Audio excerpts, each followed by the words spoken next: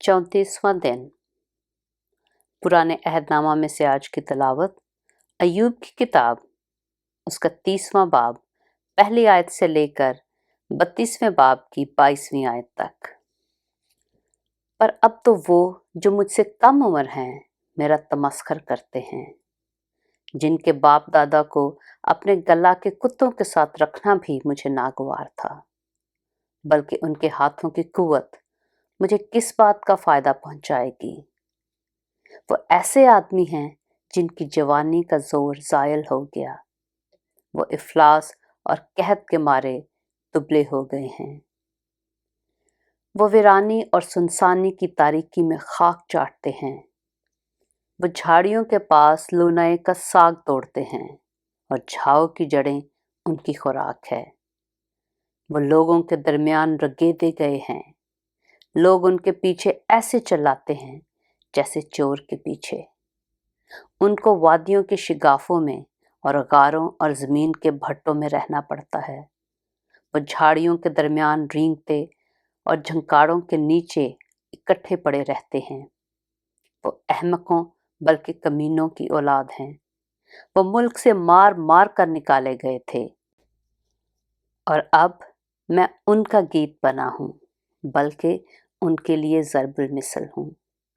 वो मुझसे घिन खाते, वो मुझसे दूर खड़े होते और मेरे मुंह पर थूकने से बाज नहीं रहते हैं, क्योंकि खुदावन ने मेरा चिल्ला ढीला कर दिया और मुझ पर आफत भेजी। इसलिए वो मेरे सामने बेलगाम हो गए हैं। मेरे दाहिने हाथ पर लोगों का हजूम उठता है। मेरे पाँव को एक तरफ सिरका देते हैं और मेरे खिलाफ अपनी मोहलिक राहें निकालते हैं। ऐसे लोग भी जिनका कोई मददगार नहीं मेरे रास्ता को बिगाड़ते और मेरी मुसीबत को बढ़ाते हैं। वो गोया बड़े रखनामे से होकर आते हैं और तबाही में मुझ पर टूट पड़ते हैं। दहशत मुझ पर तारी हो गई। वो हवा की तरह मेरी आबरू को उड़ाती है। मेरी आफियत बादल की तरह जाती रही। अब तो मेरी जान मेरे अंदर गुदाज हो गई। दुख के दिनों ने मुझे जकड़ लिया है।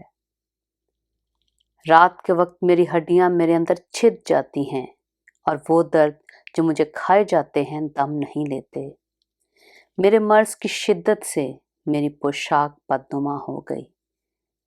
वो मेरे पैरहन के गिराबान की तरह मुझसे लिपटी हुई है। उसने मुझे कीचड़ में धकेल दिया है। मैं खाक और राख की मानद हो गया हूँ। मैं तुझसे फरियाद करता हूँ और तू मुझे जवाब नहीं देता। मैं खड़ा होता हूँ और तू मुझे घूरने लगता है। तू बदल कर मुझ पर बेरहम हो गया है। अपने बाजू के जोर से तू मुझे सताता है। तू मुझे ऊपर उठाकर हवा पर सवार करता है और मुझे आंधी में घुला देता है,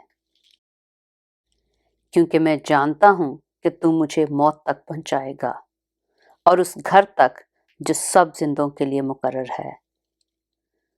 तो भी क्या तबाही के वक्त कोई अपना हाथ ना बढ़ाएगा और मुसीबत में फरियाद ना करेगा? क्या मैं दर्दमंद के लिए रोता ना था?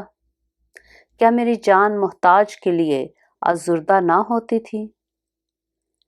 जब मैं भलाई का मुंतज़िर था तो बुराई पेश आई। जब मैं रोशनी के लिए ठहरा था तो तारीकी आई। मेरी अंतड़ियां उबल रही हैं और आराम नहीं पाती। मुझ पर मुसीबत के दिन आ पड़े हैं। मैं बगैर धूप के काला हो गया हूँ।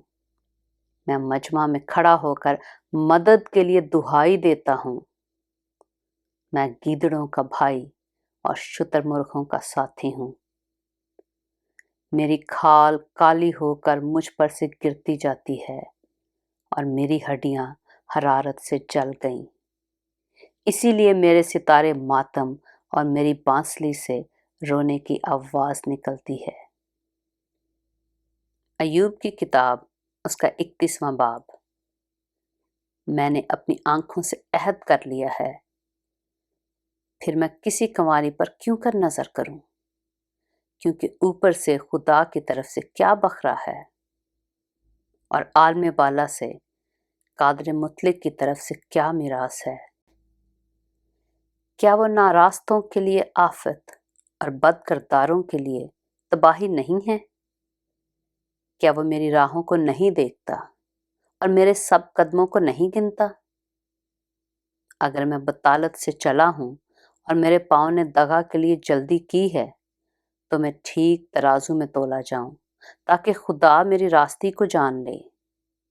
اگر میرا قدم راستہ سے برگشتہ ہوا ہے اور میرے دل نے میری آنکھوں کی پیروی کی ہے، اور اگر میرے ہاتھوں پر داغ لگا ہے تو میں بوؤں اور دوسرا کھائے اور میرے کھیت کی پیداوار اکھاڑ دی جائے۔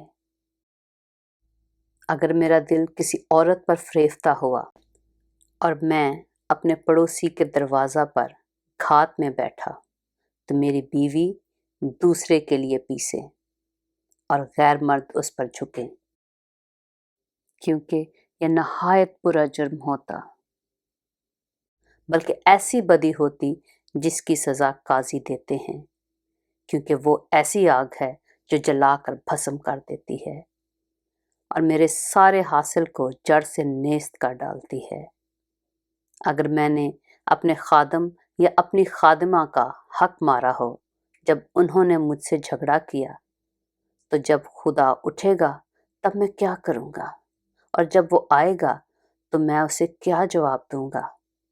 کیا وہی اس کا بنانے والا نہیں جس نے مجھے بطن میں بنایا؟ اور کیا ایک ہی نے ہماری صورت رحم میں نہیں بنائی؟ اگر میں نے محتاج سے اس کی مراد روک رکھی یا ایسا کیا کہ بیوہ کی آنکھیں رک گئیں یا اپنا نوالا اکیلے ہی کھایا ہو اور یتیم اس میں سے کھانے نہ پایا، نہیں بلکہ میرے لڑکپن سے وہ میرے ساتھ ایسے پلا جیسے باپ کے ساتھ، اور میں اپنی ماں کے بطن ہی سے بیوہ کا رہنما رہا ہوں۔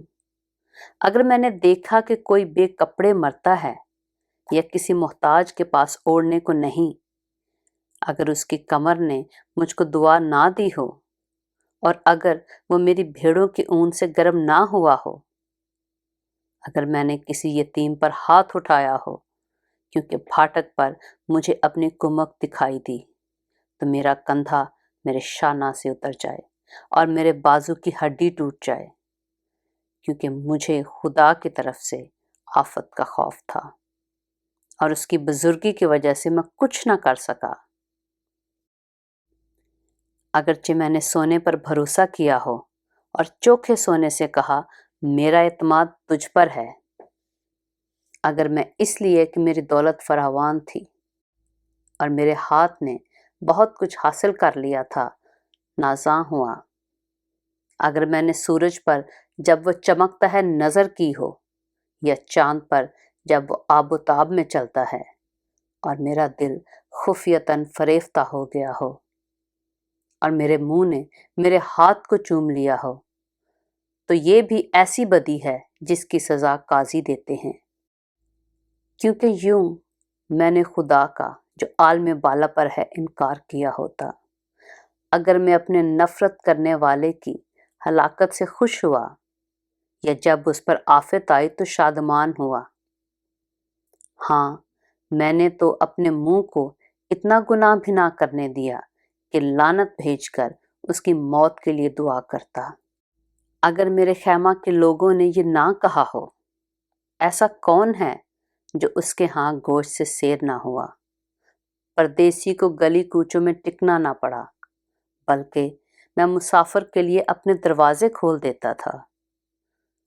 اگر آدم کی طرح اپنی بدی اپنے سینہ میں چھپا کر میں نے اپنی تقصیروں پر پردہ ڈالا ہو، اس سبب سے کہ مجھے عوام الناس کا خوف تھا اور میں خاندانوں کی حقارت سے ڈر گیا، یہاں تک کہ میں خاموش ہو گیا اور دروازہ سے باہر نہ نکلا، کاش کہ کوئی میری سننے والا ہوتا۔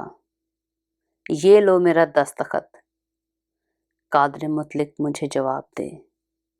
کاش کہ میرے مخالف کے دعویٰ کی تحریر ہوتی، یقیناً میں اسے اپنے کندھے پر لیے پھرتا اور اسے اپنے امامہ کی طرح باندھ لیتا۔ میں اسے اپنے قدموں کی تعداد بتاتا، امیر کی طرح میں اس کے پاس جاتا۔ اگر میری زمین میرے خلاف دہائی دیتی ہو اور اس کی ریگھاریاں مل کر روتی ہوں،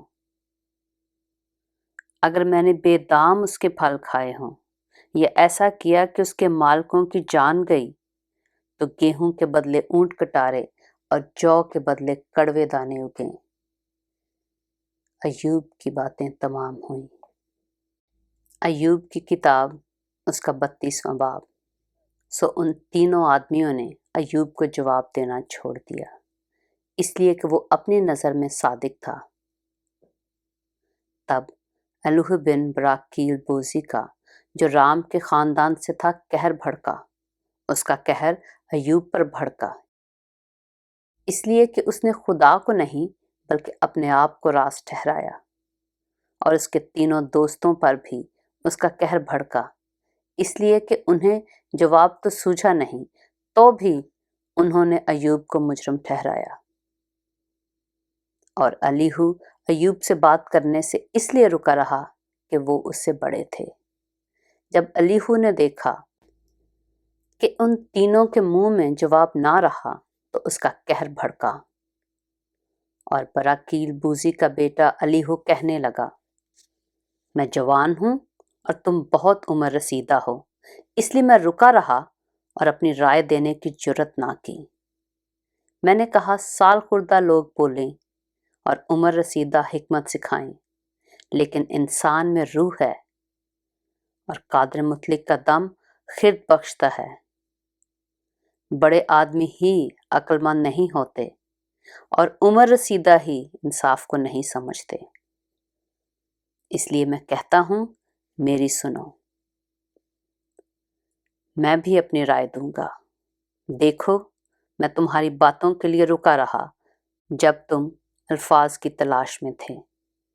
میں تمہاری دلیلوں کا منتظر رہا، بلکہ میں تمہاری طرف توجہ کرتا رہا، اور دیکھو تم میں کوئی نہ تھا جو ایوب کو قائل کرتا یا اس کی باتوں کا جواب دیتا۔